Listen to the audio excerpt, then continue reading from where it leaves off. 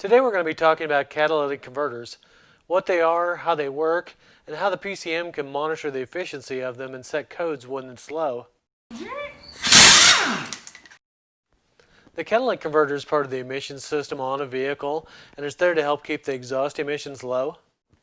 It does this by completing the combustion of unburned hydrocarbons or fuel and also carbon monoxide, converting both of these into carbon dioxide and water vapor.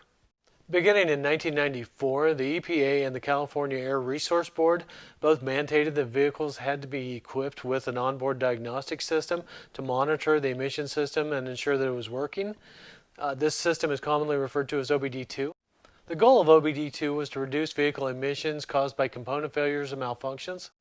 Things monitored by the OBD2 system include the catalytic converters, the oxygen sensors, PCV systems, fuel systems, evaporative emissions, even the engine thermostat. Catalytic converters are normally constructed from a stainless steel body with a ceramic honeycomb core. This design provides the maximum amount of surface area while allowing the minimum flow restrictions. The ceramic honeycomb core is then treated with a thin coating of aluminum oxide, titanium dioxide, or silicon dioxide. This produces a rough finish and thereby produces more surface area. After that, it's treated with a layer of zirconia. This increases the oxygen storing capability of the converter and also promotes more even plating of the final catalyst metals. The final plating is usually a precious metal that's been chosen for its ability to promote the desired reaction. And these are usually either platinum, palladium, or rhodium. Most modern converters are what's considered a three-way converter, and this means on top of breaking down or burning hydrocarbons and carbon monoxide, they also break down nitrous oxides into nitrogen and oxygen or carbon dioxide. And because of their design, catalytic converters can usually store large amounts of oxygen when the engine is running lean, such as on decel or coasting down a hill. The stored oxygen is used to complete combustion inside the converter itself, at times when the engine is running rich, such as under heavy acceleration. Converter efficiency is monitored using upstream and downstream O2 sensors, where there's one sensor before the converter to monitor what goes in, and a second sensor after the catalytic converter to monitor what comes out. When you're driving a vehicle, the exhaust is constantly switching from a rich to a lean state. And because the converter should store oxygen when it's in the lean conditions, and then use it to burn fuel when it's in rich conditions, your upstream O2 sensors to be switching back and forth considerably more than your downstream ones. If this isn't happening, there is an issue with the converter. So let's take a look at what a catalytic converter that is working properly looks like compared to one that is not working properly. And I've got 4 oxygen sensors brought up here on this screen. The top one is bank 1 sensor 1. The next one down is bank 1 sensor 2, or the downstream one after the converter.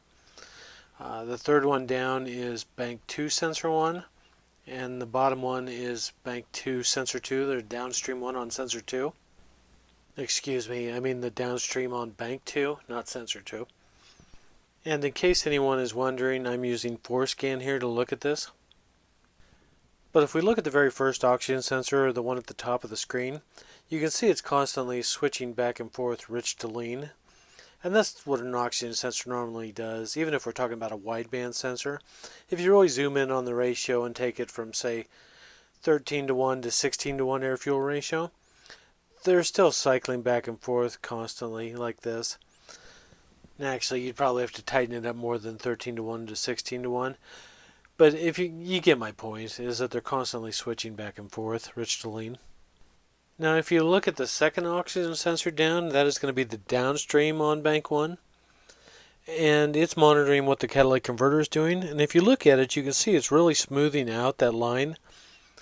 The input is constantly going rich to lean, but then the output, or the downstream sensor, is showing way smoother line. It's using oxygen that it accumulates during the lean periods to burn the fuel during the rich periods. And it makes the mixture coming out the back of the converter a much more even, more flatter line that doesn't switch or cycle nearly as often. Now if you look at the third oxygen sensor down, it's doing the same as the top one. It's constantly cycling back and forth, rich to lean, just like it should. But if we look at the bottom one, it's cycling almost exactly like the upstream sensor is for it. And the converter's not working. It's not storing oxygen to burn the fuel when the engine goes rich or when the exhaust mixture goes rich. It's not smoothing out the line.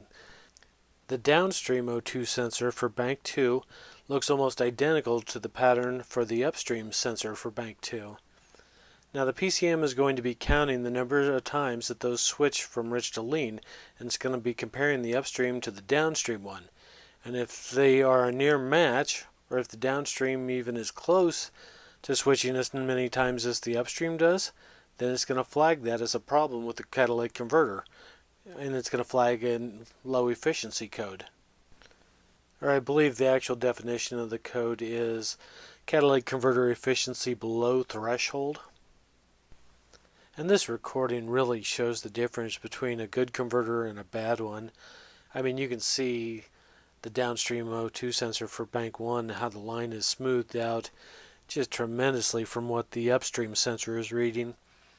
The converter, I mean, it's just constantly burning the fuel and coming out with an even mixture out the back, as opposed to the other one where what's going into the converter is almost identical to what's coming out of it.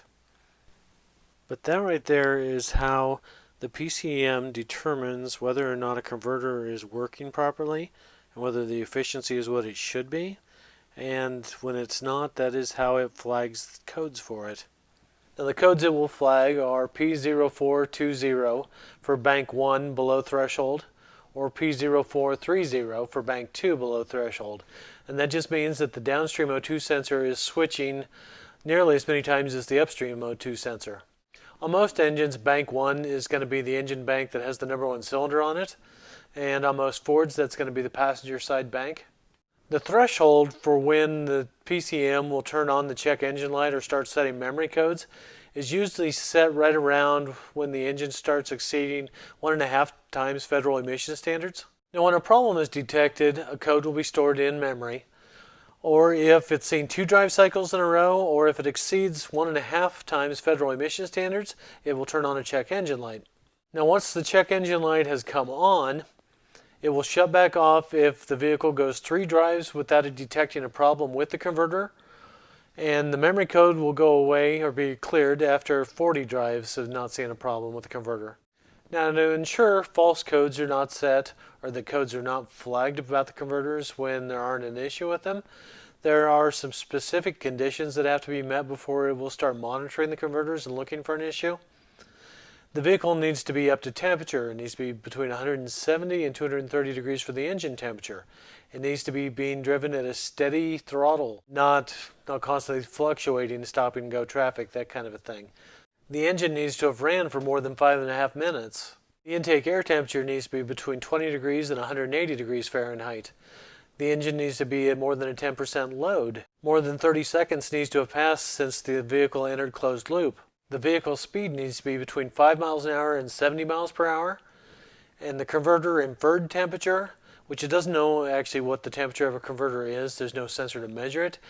But it calculates what the temperature should be based on the runtime and the engine load. The inferred temperature of the catalytic converter needs to be more than 900 degrees. The mass airflow sensor needs to be reading between 1 and 5 pounds per hour. The fuel level in the tank needs to be greater than 15%. And if the vehicle is equipped with an EGR system, it needs to be between 1 and 12% duty cycled on. There's quite a few ways you can damage a catalytic converter.